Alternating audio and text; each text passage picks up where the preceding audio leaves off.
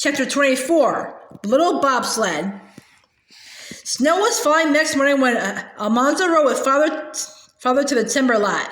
Large feathery flakes made a veil over everything, and if you were alone and held your breath and listened, you could hear the soft, tiny sound of their falling. Father and Almanzo tramped through this falling snow in the woods, looking for straight, small oaks. When they found one, Father chopped it down. He chopped off all the limbs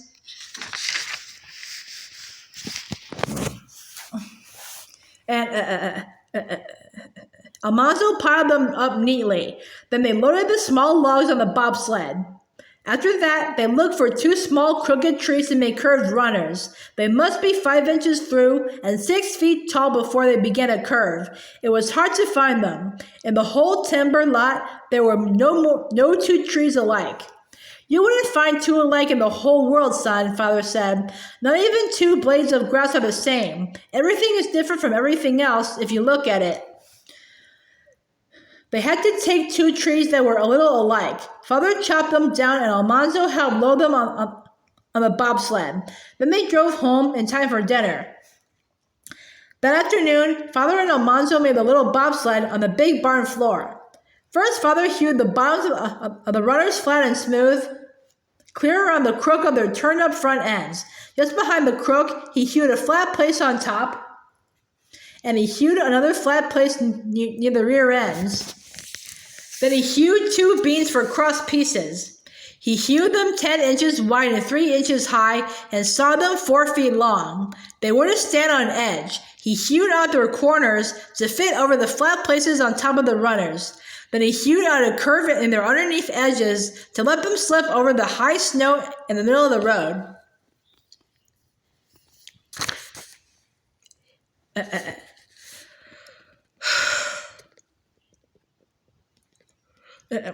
He laid the runners side by side, 3.5 feet apart, and he fitted the cross beams on them, but he did not fasten them together yet. He hewed out 2 slabs 6 feet long and flat on both sides. He laid them on the cross beams over the runners. Then, with an auger, he bored a hole through a slab down past the cross beam into the runner. He bored close to the beam, and the auger made half an auger hole down the side of the beam. On the other side of the beam, he bored another hole like the first. Into the holes, he drove stout wooden pegs. The pegs went down from the slab and into the runner, and they fitted tightly into the half holes on both sides of the beam. 2 pegs held the slab and the beam and the runner firmly together at one corner of the sled. In the other 3 corners, he bored the holes, and Almanzo hammered in the pegs. That finished the body of the little bobsled. Now Father bored a hole crosswise in each runner, close to the front cross beam. He hewed the bark from a slender pole and sharpened its ends so that they would go in the holes. Almanzo and Father pulled the curved ends of the runners as far apart as they could, and Father slipped the ends of the pole into the holes. When Almanzo and Father let go, the runners held the pole firmly between them. Then Father bored 2 holes in the pole close to the runners. They were to hold the sled's tongue. For the tongue, he used an elm sapling because elm is tougher and more pliable than oak. The sapling was 10 feet long from butt to tip. Father slipped an iron ring over the tip and hammered it down till it fitted tightly.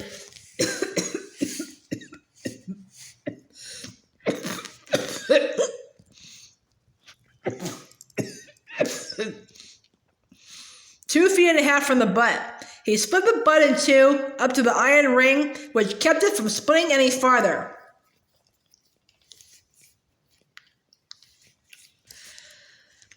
He sharpened the split ends and spread them apart and drove them into the holes in the crosswise pole. Then he bored holes down through the pole into the 2 ends of the tongue and drove pegs into the holes.